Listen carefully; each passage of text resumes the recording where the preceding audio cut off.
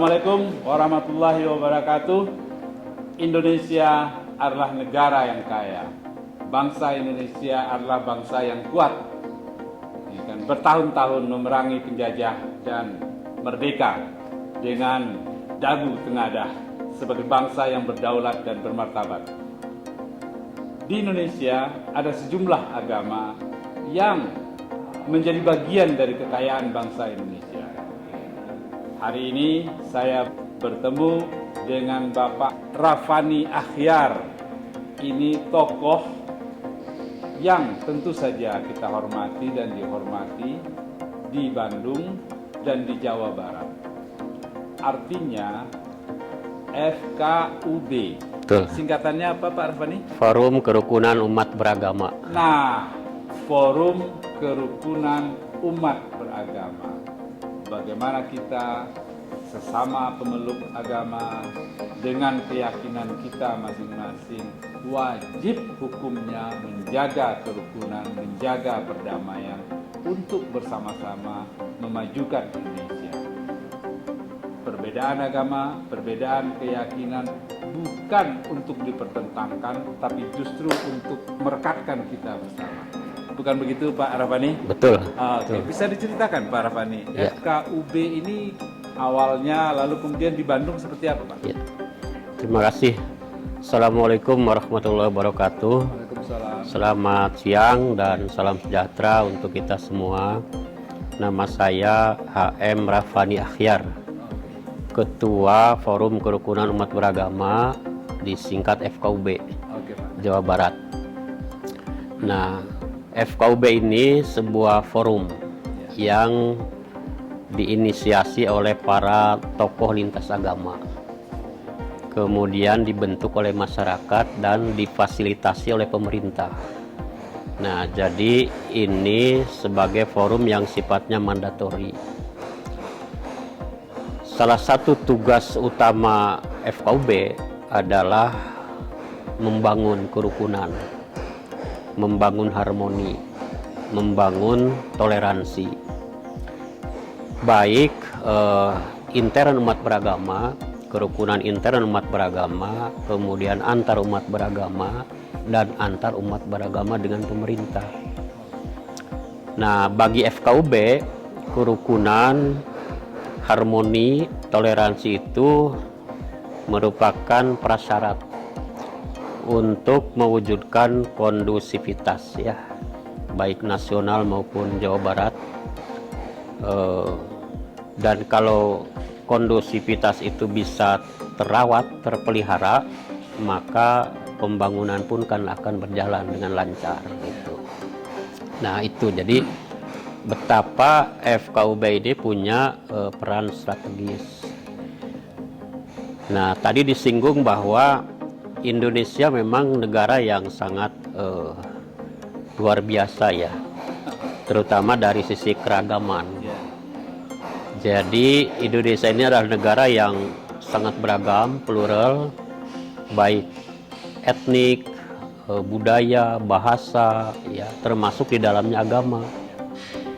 Kita tahu agama yang resmi di Indonesia kan ada 6. Islam, Kristen, Katolik, Hindu, Buddha, dan Konghucu. Nah, 6 agama inilah yang menginisiasi berdirinya FKUB. Tapi di luar yang 6, terutama agama-agama lokal, ya, di daerah, keyakinan lokal, kepercayaan lokal itu juga tumbuh dan jumlahnya tidak sedikit gitu. Nah, jadi tugas FKUB bagaimana ini merawat keragaman ini, memelihara agar keragaman ini menjadi potensi, ya, menjadi potensi bagi tumbuh kembangnya, ya, nasionalisme sebetulnya. Jadi nasionalisme Indonesia dibangun di atas keragaman gitu. Nah, karena itu luar biasa, ya, para founding father kita itu membentuk negara ini dengan menyampaikan satu falsafah, ya, satu diktum yang begitu sederhana tapi mencakup gitu, Bhinneka Tunggal Ika gitu ya. Jadi Bhinneka Tunggal itu kan sebuah diktum untuk mempersatukan yang memang berangkat dari satu fakta realitas bahwa Indonesia itu sangat beragam gitu, terutama dalam hal agama dan keyakinan. Nah, itulah yang menjadi concern kami di FKUB ya, baik nasional maupun ya lokal ya, provinsi, kabupaten, kota ya. Saya di Jawa Barat ini juga seperti itu gitu. Oke, Pak Rafani, terima kasih banyak pengantarnya. Ya. Bisa dieksplorasi Pak tentang selain 6 agama yang Bapak sebutkan tadi, kemudian kan ada keyakinan lokal. Untuk di Jawa Barat tuh apa saja dan seperti apa ya penyebarannya? Ya, khusus di Jawa Barat ya, pertama itu ada yang disebut Sunda Wiwitan ya. Ini agama dan keyakinan asli ya masyarakat Sunda Jawa Barat, Sunda Wiwitan. Tapi irisan dari Sunda Wiwitan itu juga ada dan bahkan banyak ya. Ada umpamanya Madraisme di Kuningan, ada umpamanya Kampung Cirende di Cimahi ya. Kemudian ada yang di Tasikmalaya itu Kampung Naga. Kemudian ada yang di Sukabumi Cisolok ya. Nah, dan penganut agama Sunda Wiwitan yang asli itu yang disebut sekarang suku Baduy ya, di Banten Selatan itu. Nah, itu mereka sebagai sebuah keyakinan lokal eksis ada, dan memang akhir-akhir ini juga kelihatan berkembang gitu ya, berkembang.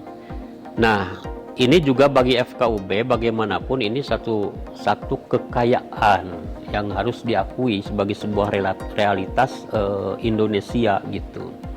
Walaupun agama resmi itu hanya ada 6 dan yang membentuk FKUB itu ya 6 agama itu. Tapi yang menjadi concern bagaimana membangun kerukunan itu tidak hanya sebatas 6 agama, tapi juga bagaimana merukunkan ya agama lokal, keyakinan lokal, termasuk unsur-unsur etnik, budaya gitu. Karena membangun kerukunan itu juga ada kontribusi dari aspek etnik Pak, dari suku ya. Karena itu makanya di Jawa Barat agak unik kami. Jadi di dalam kepengurusan FKUB tidak hanya terdiri dari wakil-wakil majelis agama, tapi juga dari unsur etnik terbesar Pasundan gitu. Jadi artinya iya. Kekhasannya. Bagaimana Pak awalnya melibatkan atau merangkul di luar yang 6 tadi Pak, hingga kemudian bisa duduk bersama-sama dan membangun spirit bersama, bisa ceritakan Pak? Ya, ini menarik memang. Jadi dari sejak terbentuk FKUB itu kan 2007 ya. Jadi diawali kan dengan lahirnya kesepakatan tokoh-tokoh lintas agama. Kemudian lahirlah PBM, Peraturan Bersama Menteri Agama dan Menteri Dalam Negeri nomor 8 dan nomor 9 tahun 2006. Nah, 2007-nya itu dibentuk FKUB. Kami di Jawa Barat jauh sebelumnya sudah melakukan semacam kajian gitu ya, para tokoh agama. Karena sebelum ada FKUB pun Jawa Barat ini relasi antar agama bagus Pak gitu.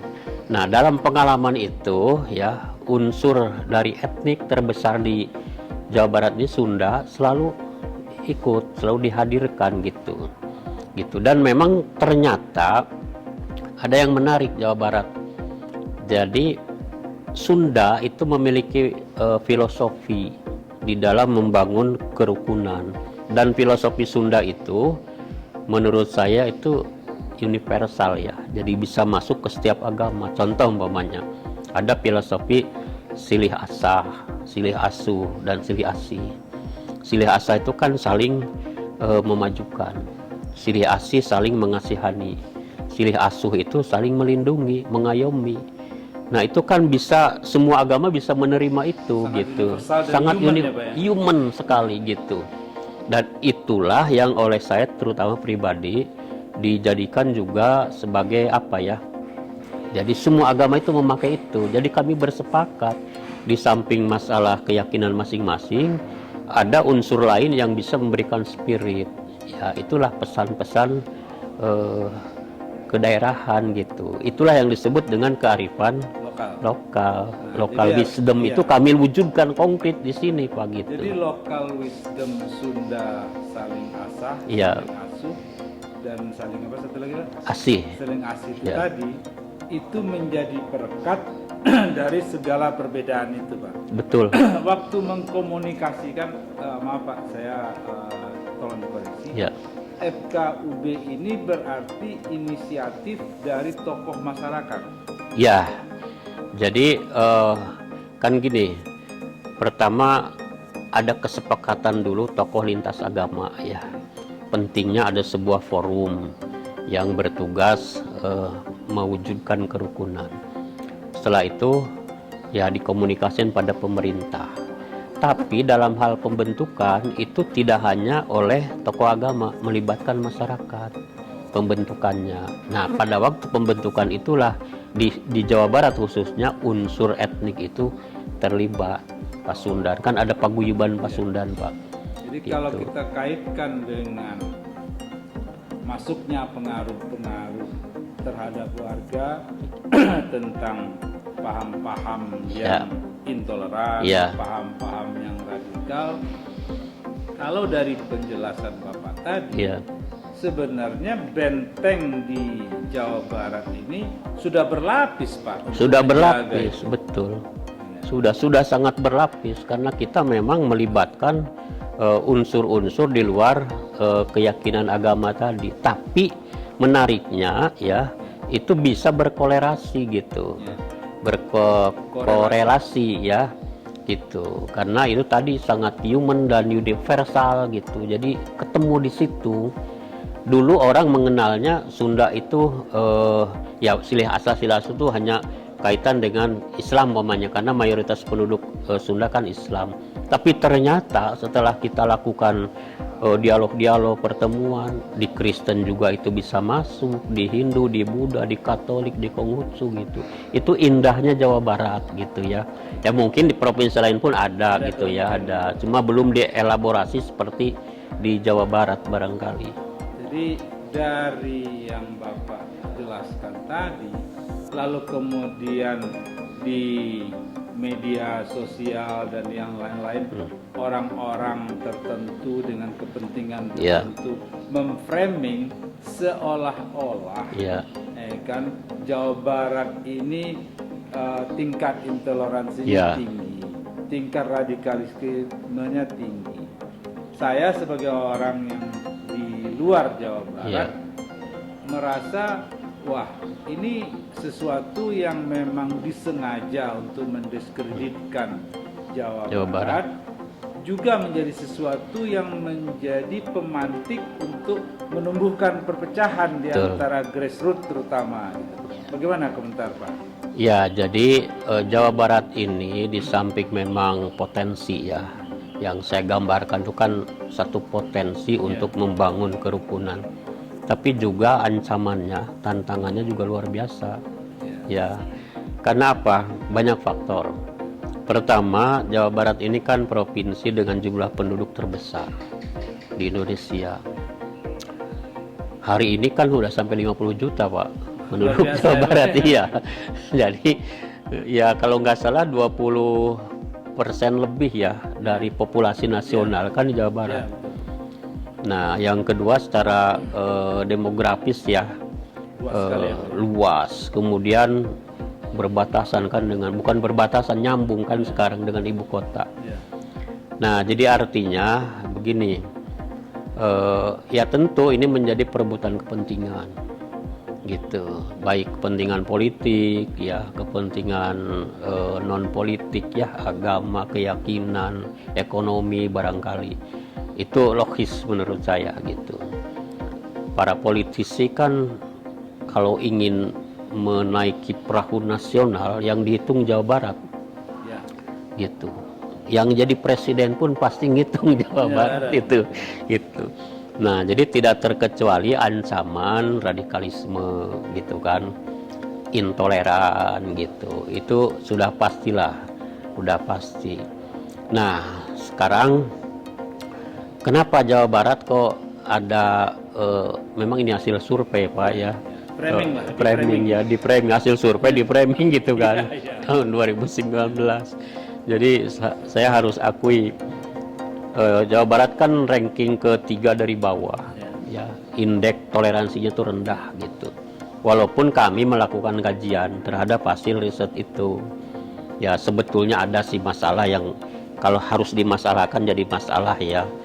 Dari sisi metodologi penelitian juga agak dipertanyakan gitu. Tapi ini kan sudah terbangun opini gitu. Ini sudah terbangun opini. Jadi tetap masyarakat kan melihatnya Jawa Barat itu tidak toleran. Nah, kami menyampaikan rekomendasi ke Pak Gubernur ya, supaya karena hasil riset itu bisa ini kan dengan riset lagi ya. Ya. Jadi Yang sepadan ya, Pak? sepadan. Jadi kami mengajukan rekomendasi supaya Pemda itu melakukan riset mandiri. Ya, perguruan tinggi tentu ya yang di ini. Ya, itu dilakukan dan hasilnya memang tidak seburuk hasil itu. Terbukti tahun berikutnya nasional itu juga melakukan riset lagi. Nah, hasilnya cukup ada peningkatan. Jadi tidak ranking ketiga lagi gitu ya. Tapi oke lah, itu hasil riset ya. Bahwa soal radikalisme ya kita akui memang ada ya kelompok-kelompok yang mengusung paham radikalisme. Itu ada. Memang dari radikalisme itu otomatis itu intoleran itu juga tidak ada ya. Kalau saya sih mengurutkannya gini. Jadi dari pemahaman yang tekstual agama itu melahirkan pemahaman yang rigid. Rigid nanti beranak pada radikal gitu ya. Intoleran turunannya gitu. Kalau udah radikal intoleran, nanti puncaknya itu nanti bisa masuk apa itu teroris apalah gitu ya gitu. Nah, kenapa bisa terjadi? Karena kita tahu tadi pertama penduduk yang luar biasa banyak, kemudian paham keagamaan yang datang ya dari luar juga kan begitu deras sekarang ini. Orang menyebutnya ideologi transnasional segala macam lah gitu ya. Nah, apalagi Jawa Barat kan nyambung dengan Jakarta. Jadi Bapak harus tahu bahwa apabila ada kasus ya di Jawa Barat ini, itu pada umumnya aktornya itu di Jakarta sebetulnya. Gitu. Jadi remote berarti. Iya remote. Jadi ini pasar ini Jawa Barat ini gitu. Sinkron sekali Pak Gitu. dengan yang Bapak di awal tadi menceritakan bagaimana semua kekuatan di Indonesia secara nasional punya kepentingan dengan Jawa Barat. Jawa Barat betul. Dengan demikian pemain juga agresif. Agresif. Oke, lanjut, Gitu. Pak. Ya, jadi seperti itu Pak. Kami sering mendapatkan ya kasus kalau ada apakah itu ada umpamanya nih ya aliran-aliran keagamaan yang ya berbeda dari manhaj keagamaan pada umumnya gitu kan, berkembang di Jawa Barat, tahu-tahu aktornya di Jakarta. Atau umpamanya ada kasus-kasus tadi ya radikalisme umpamanya ditarik-tarik memang ketemunya di Jakarta juga gitu. Jadi jangan aneh kalau ada pusat-pusat pemahaman keagamaan yang agak menyimpang tuh umpamanya pusatnya di Bogor, di Bekasi gitu ya, di Depok, karena memang ya ininya di Jakarta gitu. Dan dekat ya Pak. Ya, dekat gitu. Nah, ini jadi tantangan FKUB ya, tantangan semua pihak lah yang menginginkan kerukunan, harmoni gitu kan, toleran gitu ya. Di samping potensinya besar, ancamannya juga besar di Jawa Barat ini gitu. Dengan posisi tadi tadi menurut saya sikap yang bagus ya Pak ya. Ya. Maksudnya FKUB mengusulkan kepada gubernur Ya, betul. sebagai government ya Pak Ya. yang tertinggi di Jawa Barat untuk melakukan riset agar riset dijawab dengan riset. Dijawab dengan riset lagi. Lalu kemudian dari hasilnya itu dan juga yang dilakukan oleh pihak lain itu menunjukkan bahwa urusan toleransi ini adalah sesuatu yang dinamis ya Pak. Iya, betul. Ya kan up and down-nya ada. Iya. Bagaimana Pak FKUB ini kan mengelola dinamisasi pada intoleran dan radikalisme di Jawa Barat ini Pak? Iya. Nah ini menarik ini Pak. Jadi saya ingat ada sebuah teori ya. Ya. Jadi radikalisme itu akan muncul lahir. Ya, Pak, cut sebentar. Ya. Hah? Ya. Oke. Oke, ya, lanjut. Ya. Jadi ada sebuah teori Pak. Radikalisme ini muncul lahir di tengah-tengah masyarakat ini. Kalau ada 3 faktor. Pertama, ada individu atau kelompok masyarakat yang merasa terpinggirkan. Oh, oke. Secara ekonomi, sosial, Menjadi politik, marginal ya, Pak? dan menjadi marginal. Ini saya sering menyampaikan kepada para pejabat. Ya. Yang kedua, ada aktor, Pak. Ada aktor yang memang menskenario, mendesain gitu ya. Core of the core-nya. Nah, sana, core of the core-nya yang tadi itu saya menyebut kadang-kadang sering tinggalnya itu di Jakarta atau sekitarnya gitulah. Itu bicara aktor itu. Dan yang ketiga ada ideologi yang membenarkan. Gitu. Kalau boleh dirinci mungkin ya, pertama individu atau masyarakat yang merasa terpinggirkan, terutama secara ekonomi Pak. Karena itulah mengatasi radikalisme tidak cukup hanya dengan satu pintu agama, nggak cukup Pak. Pintu ekonomi harus dilibatkan sedalam-dalamnya. Jadi tugas pemerintah jangan sampai membuat satu kebijakan yang bisa menimbulkan kesenjangan. Jadi kesenjangan ekonomi itu menurut saya pintu masuk untuk membentengi. Iya. Karena dalam agama ya, maaf gitu, dalam Islam aja kan ada begini. Keadaan kefakiran seseorang memudahkan dia untuk menjadi kafir. Gitu. Jadi maaf tidak berarti menyinggung ya. Jadi keadaan kemiskinan seseorang memudahkan dia untuk bisa keluar tergelincir. Itu. Jadi sekali lagi mengatasi radikalisme, apalagi kalau udah menjurus ke terorisme ya, ini tugas semua. Itu pemerintah terutama harus bisa membangun ya kemakmuran negeri ini yang bisa dinikmati oleh semua masyarakat. Kalau kemakmuran ini hanya untuk segelintir orang, jangan diharap bermimpi kelompok-kelompok ini nih bisa diatasi gitu. Karena itulah makanya kami FK Jawa Barat ini Pak kolaborasinya dengan semua elemen, betul-betul lintas. Betul-betul lintas. Jadi bukan hanya lintas agama etnik, lintas ekonomi pun ya kita ikutlah gitu. Jadi memang terasa ya Pak ya. Terasa. Sebagai wilayah yang luas, Betul.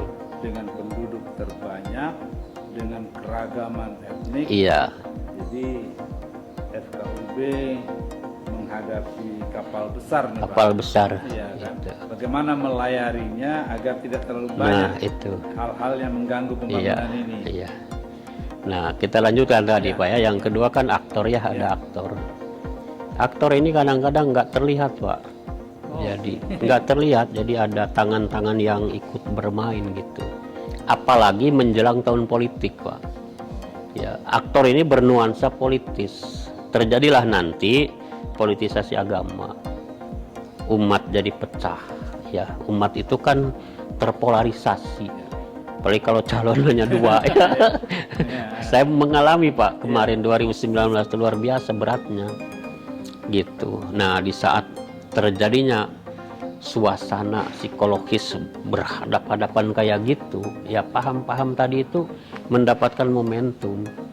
Jadi ada lahan ya, ada lahan untuk penyemaian. Iya, kita kan masih ingat ya apa namanya tuh istilah-istilah cebong, kampret kan itu muncul kan kemarin ya, dan kita tahu itu muncul tuh karena memang ada polarisasi di masyarakat dan agama menjadi apa namanya bahan gitu, bahan jualan. Dan kalau jualan agama ini memang bisa seksi Pak.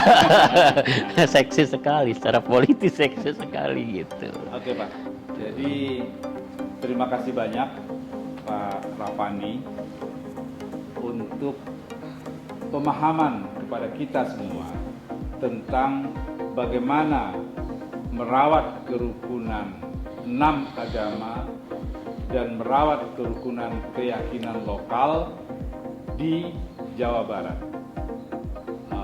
Ini inspirasi buat semua, lihat dan sikapilah itu sebagai potensi, bukan sebagai ancaman yang memecah belah kita. Pesan dari Pak Rafani kepada seluruh warga Jawa Barat, rawat dan pelihara kekayaan 6 agama dan keyakinan lokal itu sebagai sesuatu yang membuat Jawa Barat unggul, menjadi tauladan untuk toleransi di Indonesia. Terima kasih Pak Rafani sudah meluangkan waktu untuk kita semua. Ini sangat menginspirasi dan sangat Indonesia untuk kita. Assalamualaikum warahmatullahi wabarakatuh. Waalaikumsalam warahmatullahi wabarakatuh.